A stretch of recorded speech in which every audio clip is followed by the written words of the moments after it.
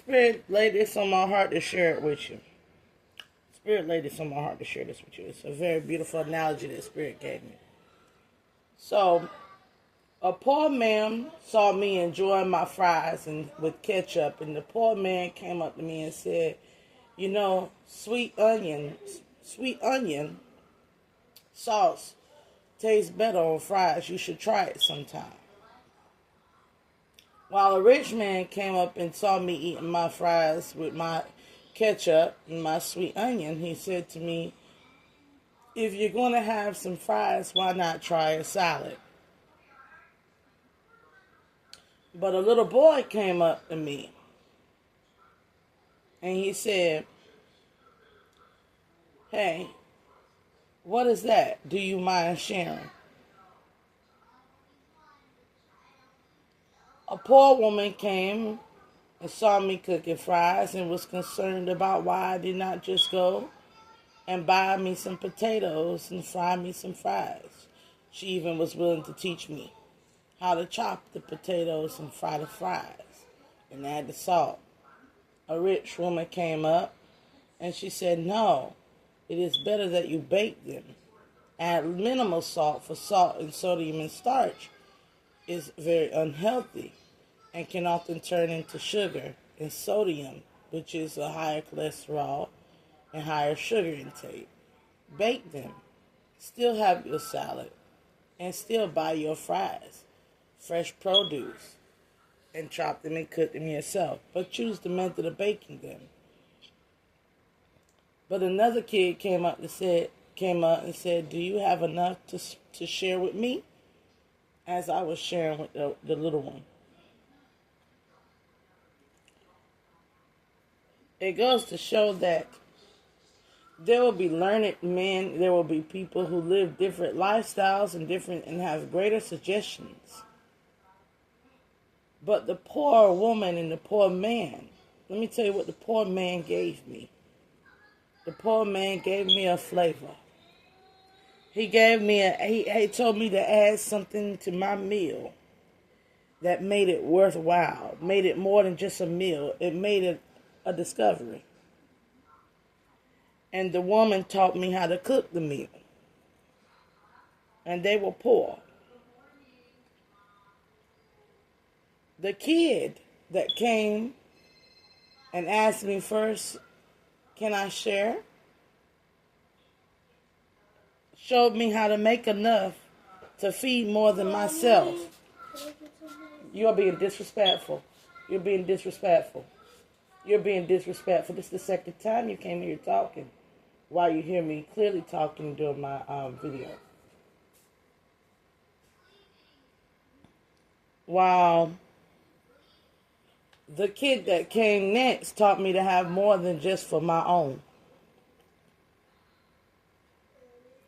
So one, to have more for myself, more than I have for myself to give to another that I create or that has been created, and more to give to those that come along the way.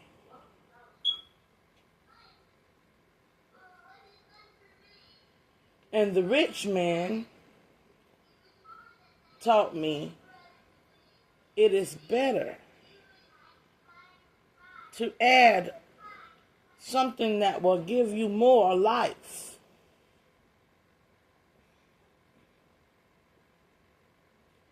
give more quality to your meal than just quantity. Quality to your life than just quality over quantity.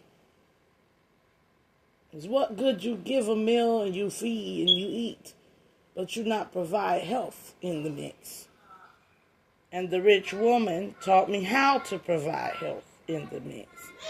For she was of learned. They had the opportunities to learn more. Therefore, they had the opportunities to teach more. Therefore, they had more to give than just by the means of the wealth they possess.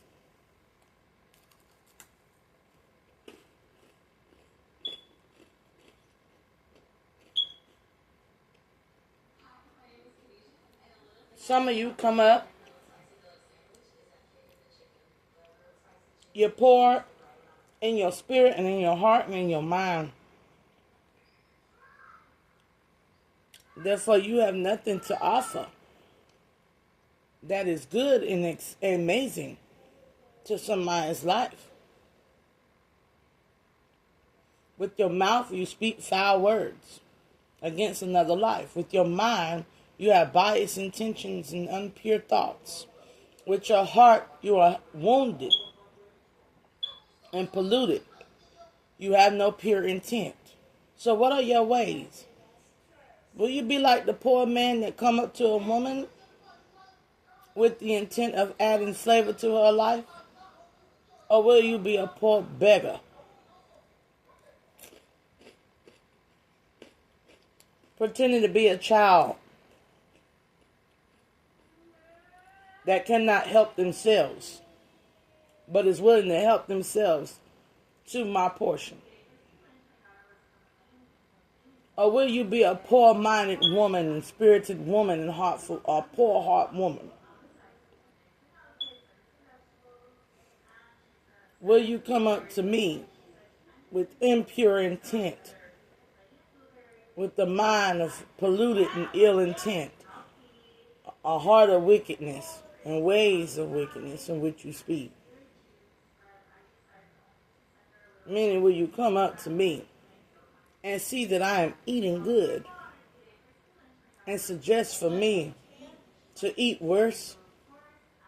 Or just say altogether nastiness and hate towards what I'm eating, evil eye me towards what I am partaking in, what I have going on for me, and suggest that I do even worse? Or suggest to the other poor that you rob, kill, and steal what I have going good for myself? And then say he, I was but a fool. I was being childish. As though that is an excuse. When a child, a good-hearted, pure child, will come and ask with no intent to harm, a child will even share with no expectation to receive.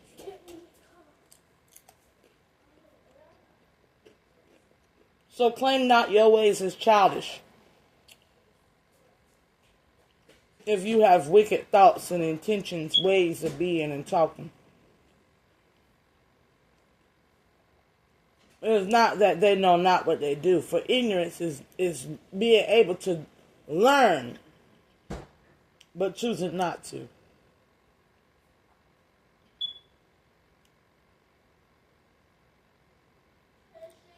But it is stupid for a rich man to come to a poor man and tell him to add something expensive to his diet. As it is stupid for a rich woman to come to somebody who is not rich and tell them to be more conscious about where they are spending and choosing to eat. In a society, in a world, in the earth, where everything is tailor-suited to make sure that the poor die trying.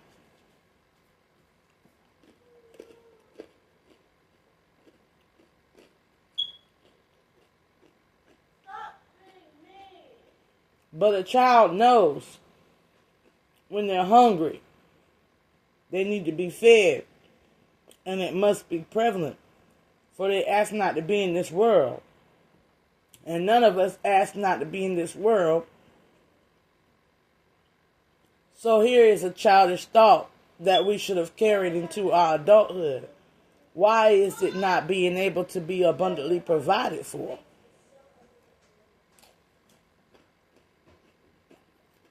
You didn't ask to be here. I didn't ask to be here. So why rob, steal, kill from me? And why should I rob, kill, and steal from you?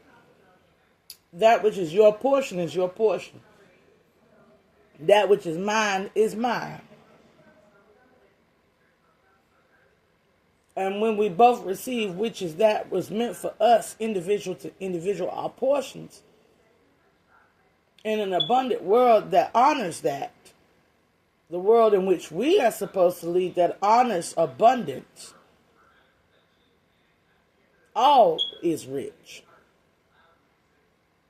And if all is rich, then all is shared.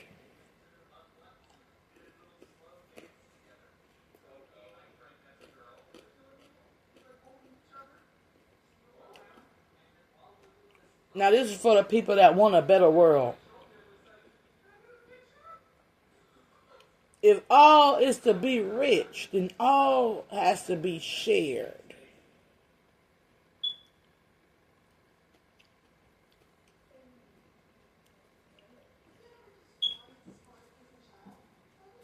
And who understood that the most was the indigenous.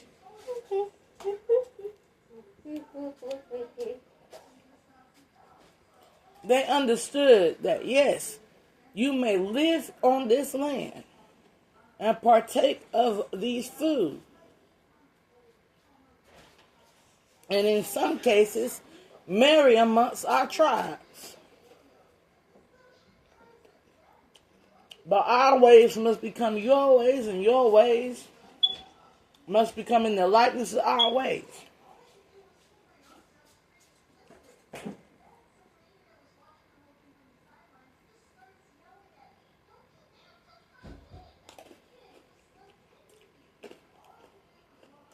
That way when I give myself, I receive myself.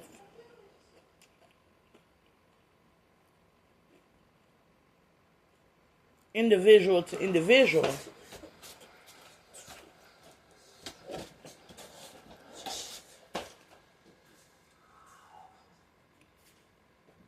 When I give a portion of mine.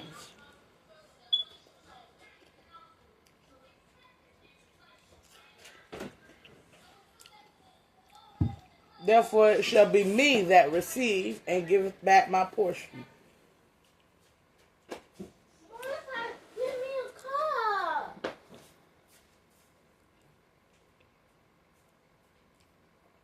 When I am dealing with another person, I am to see them as me.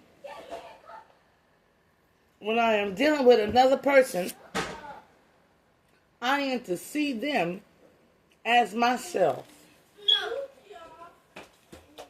And I don't know about you. Why is it? Rinse it out. Clean it. I don't know about you.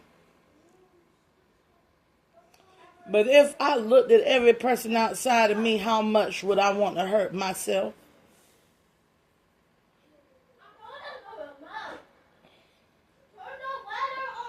Even if I don't see me doing too well, how do I heal myself? And if that side of me refuses to be healed, it is gangrenous. And if it is gangrenous and it is dying and it risks the whole body, then I shall detach myself from it. What does that look like?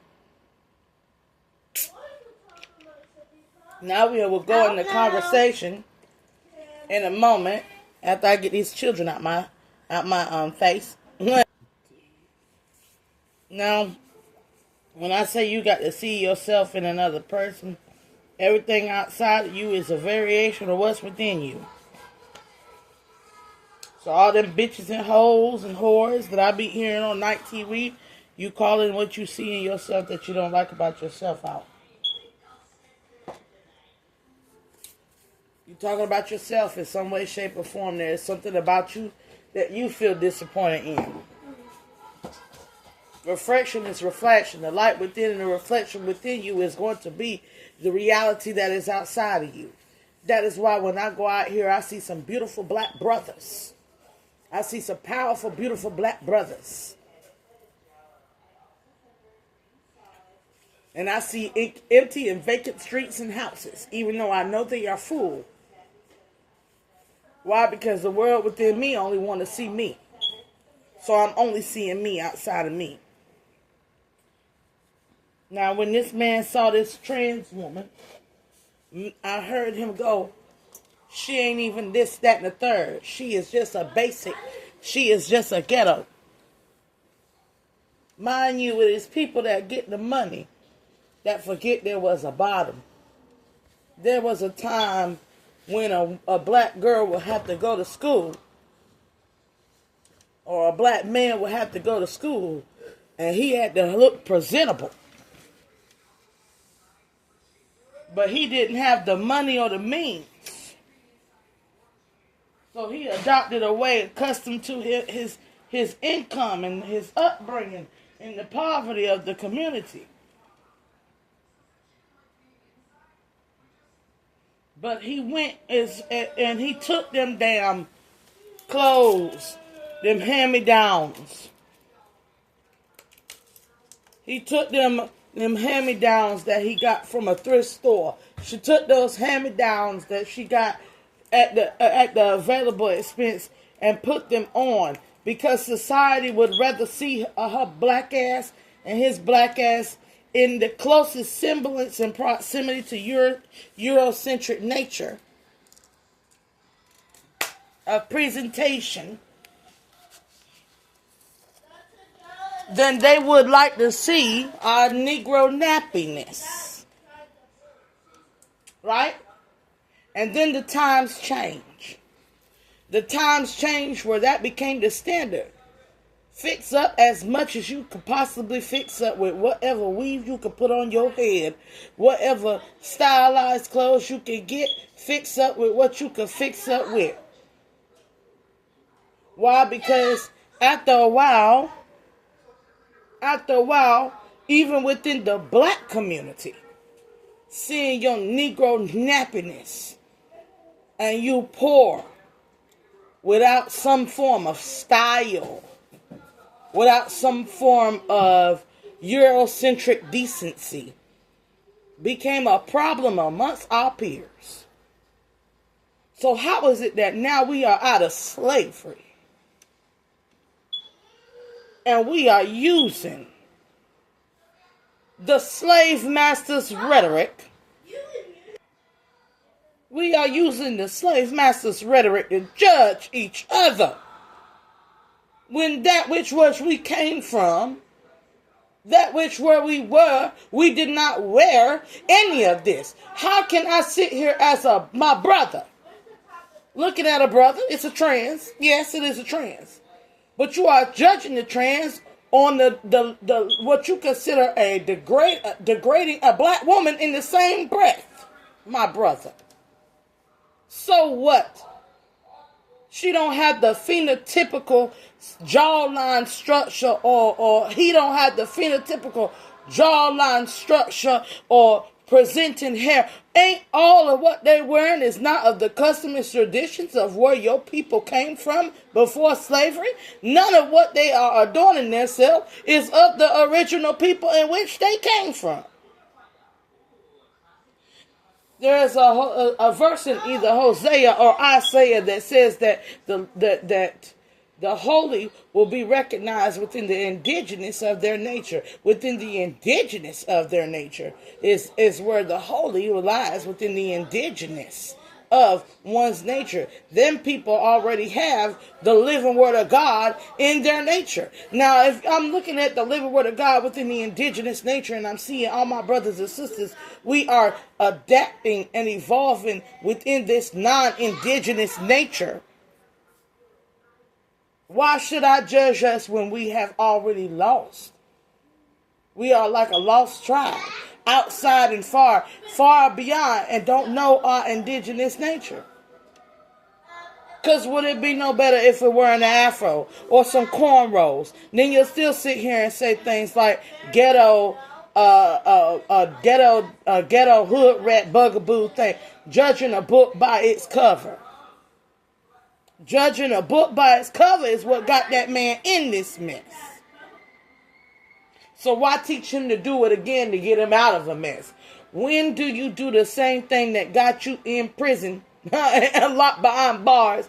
When does doing the same thing that got you locked behind bars the first time gonna get you out of them bars?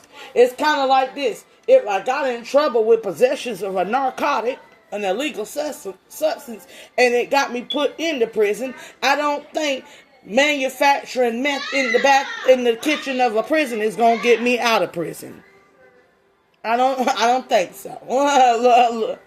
So we got to stop using the sword. No, we got to stop fighting fire with fire and wondering why we got wildfire all over the damn place. Who gonna use some water? Who gonna get gonna get a little senku with it? Gonna get a little smarter with it and go and find a way to make a fire extinguisher?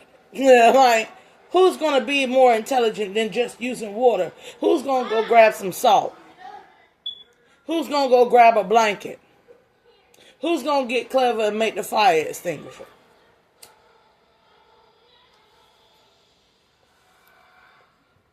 You can't create a problem. I said on the last video, you cannot tell a man to be a demon to fight a demon. What does that get you? 2 demons?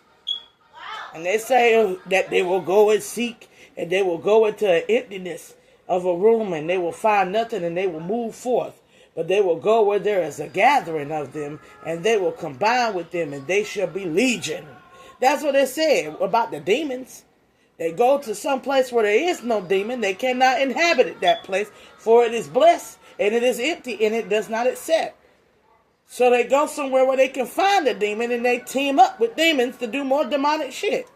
So telling the man to run around here and judge a book by its cover and say that one right there ain't no good, but to do nothing, I might as well pay her $10,000 and sleep with her and get her to do some freaky things, is what got that man in that incident. Make it that, look at this. If that man was the same man in the previous video of the man who you claim need to treat a woman as he see her, judge her as he see her, if he was the same man, that man got cheated on 2 times over. It ain't gonna work for him. He gonna take that behavior, look at this body and go, yeah, I can sleep with that.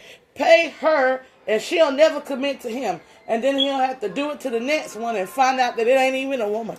I'm like, that's how the men get in their problems, is they still using superficial, materialistic, shallow means to deal with a human. Surface level thinking. Ill intent in the mind, impure intent in the heart, and desperate and scared and fear in the actions.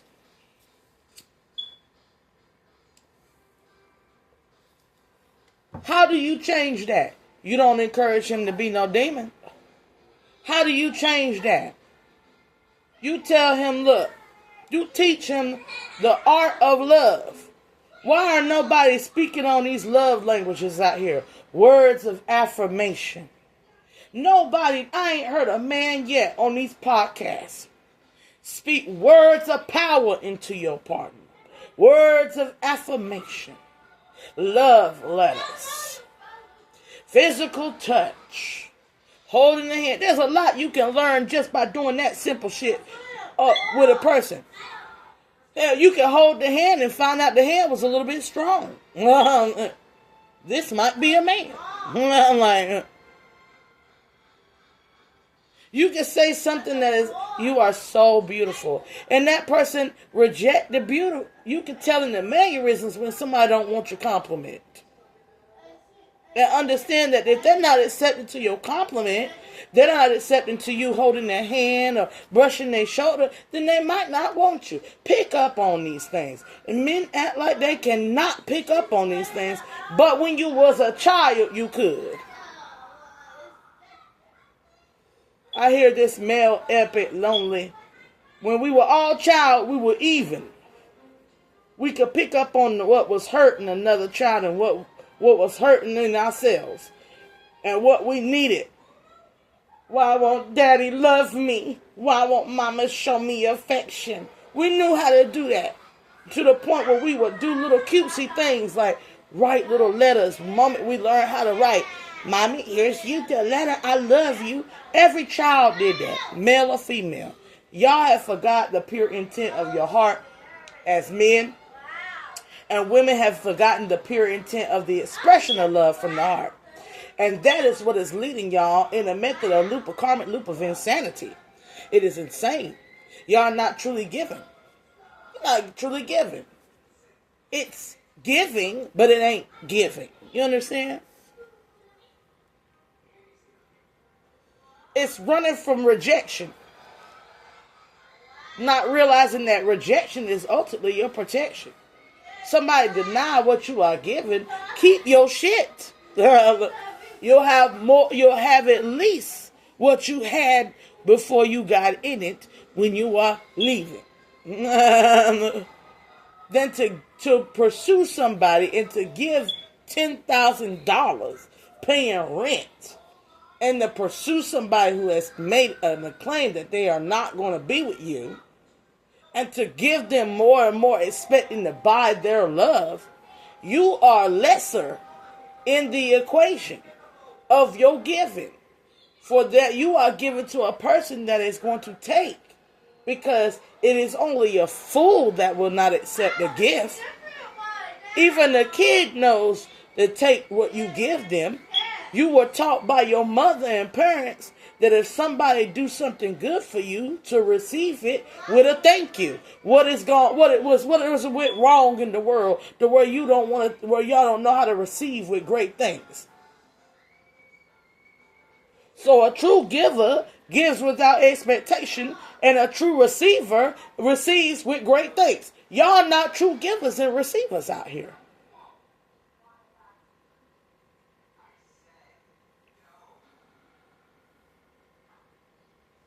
Let me say it again. A true giver gives through the generosity and caring of charitable ways. Your tithes and offering, you give without expectation.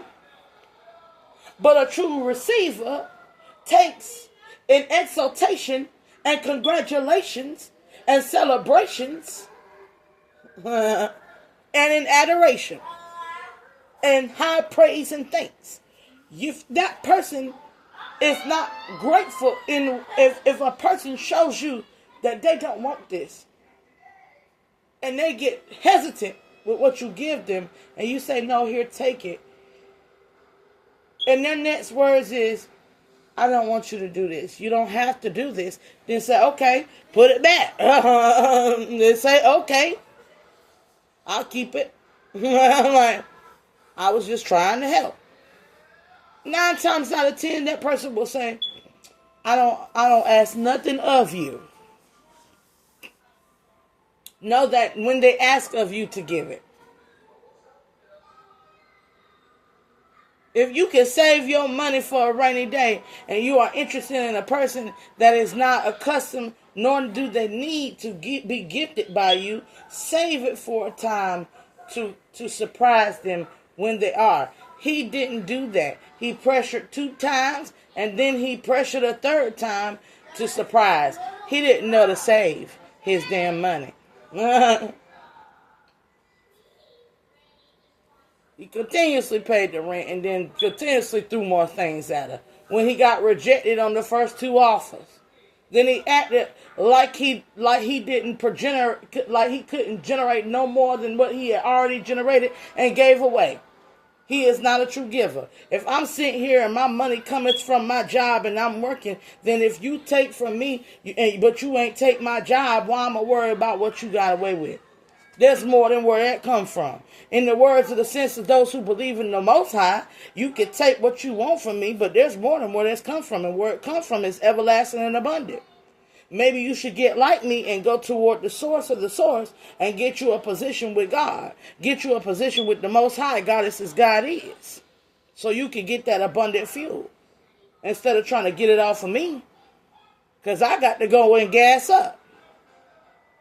And best believe if you took from me once and you did not praise and honor and respect me, took from me twice, and you set a boundary and a limit and said you don't want it, I'm not going to well, shame on me the 3rd time if I give it to you. But shame on the trans for knowing the second time and not saying, look, I said no. Set a stronger boundary.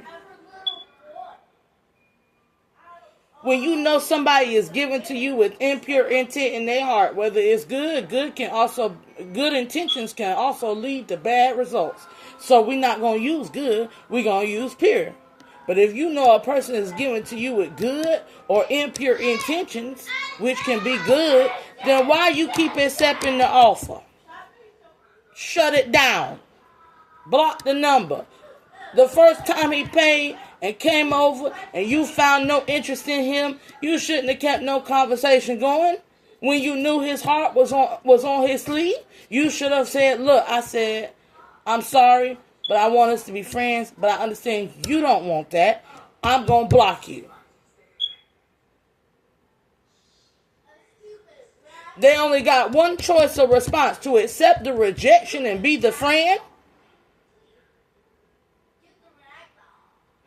and then give money from a friendly perspective, or to continue with the rejection and say nothing and accept the rejection and be blocked.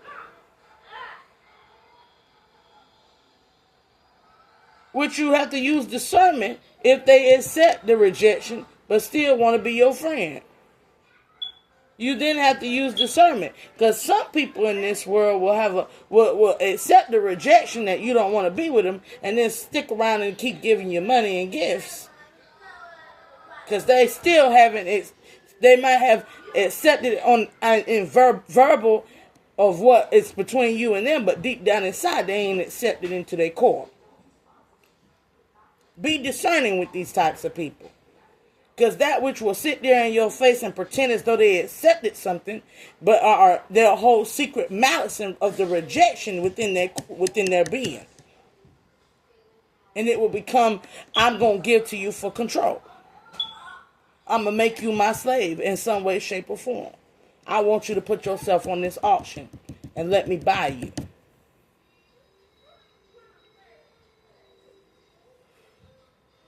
Now, one is to put yourself on the auction to let me buy you.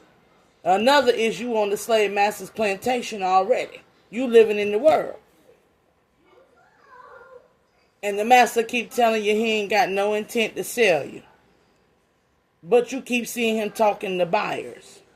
You keep seeing him looking elsewhere and looking at you, looking elsewhere like he gonna sell your ass. Use your discernment. A man will give you a gift and change up in a relationship with a normal woman and pretend like she robbed him. Just like a woman will receive the gift and then be in a 4-year situationship and then pretend like he just was giving me gifts. Be not a deceiver, because y'all are deceiving yourselves.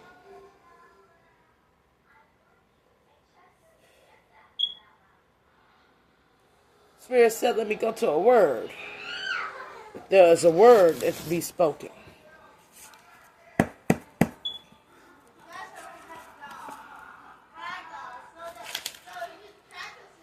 My dear, he who gauges in my pure devotional service, free from contaminations of fruitive activities and mental speculation, he who works for me, the supreme goal of his life, and who is friendly to every living being, he certainly comes unto me. You want to know who me is, Spirit? They want to know who me is.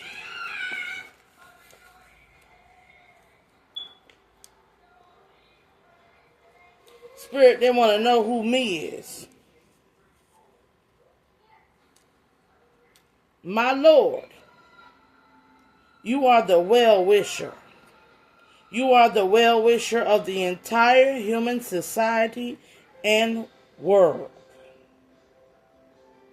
The most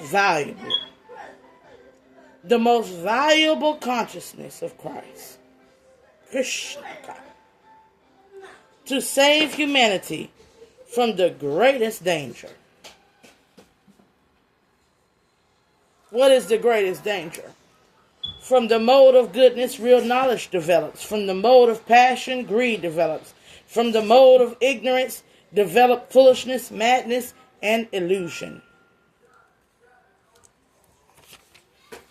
From the mode of goodness, real knowledge develops. From the mode of passion, greed develops. From the mode of ignorance, develop foolishness, madness, and illusion.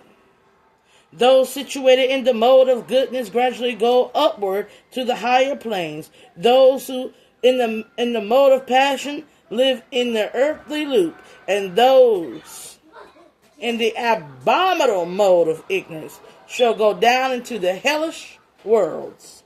Shall go down into the hellish world.